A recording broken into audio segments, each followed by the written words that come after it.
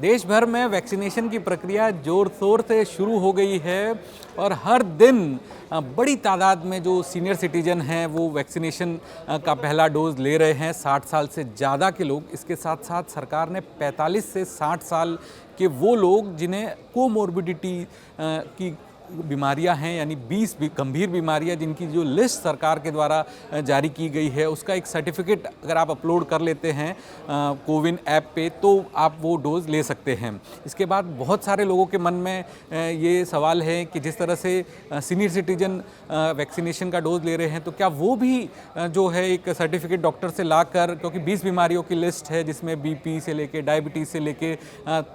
तमाम तरह की बीमारियां हैं, तो उसका सर्टिफिकेट डॉक्टर से लेकर वैक्सीनेशन की डोज ले सकते हैं क्या? तो उन्हें ये बात ध्यान रखने की ज़रूरत है कि अगर आप एक सर्टिफिकेट, गलत सर्टिफिकेट के जरिए अभी वैक्सीनेशन का डोज तो ले सकते हैं, लेकिन आगे चल के उसका असर आपके इंश्योरेंस प्रीमियम पर हो सकता है। क्योंकि जिस तरह से national digital health mission insurance कंपनियों के साथ काम कर रहा है, तो वहाँ पर जब ये डेटा जाएगा और ये डेटा इंश्योरेंस कंपनियों के पास जाएगा, क्योंकि इंश्योरेंस कंपनियाँ आजकल केवाईसी से जुड़े आंकड़े भी अपने ग्राहकों से मांगती है, और जब इंश्योरेंस कंपनियों के पास ये डेटा जाएगा कि आप जो 45 साल से 60 साल के बीच में जो आपने सर्टिफिकेट दिया कोमोर्बिडिटी डिजीज़ का, और आपको वो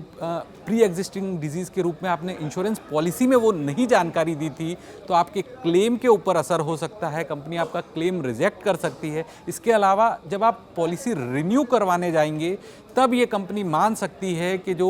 कोमोर्बिडिटी की जो बीमारी थी वो आपको थी और आपका जो प्रीमियम है वो काफ़ी ज़्यादा बढ़ सकता है। तो लोगों को ये ध्यान रखने की ज़रूरत है कि वैक्सीन लगाने के चक्कर में आप गलत सर्टिफिकेट देकर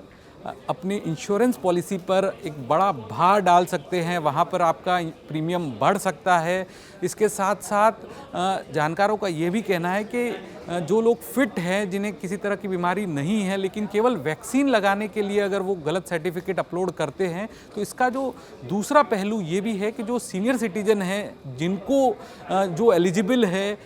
जिनको वो वैक्सीन लगनी चाहिए, तो वहाँ पर भी असर होता है।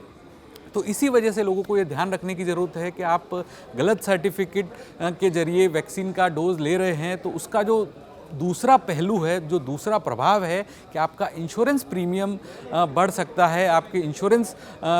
कंपनी जो है उसका जो डेटा है, उसके जो प्री एग्जिस्टिंग डिजीज़ है, वहाँ पर आपकी जो जानकारियाँ हैं वो अलग तरीके से रजिस्टर हो सकती है।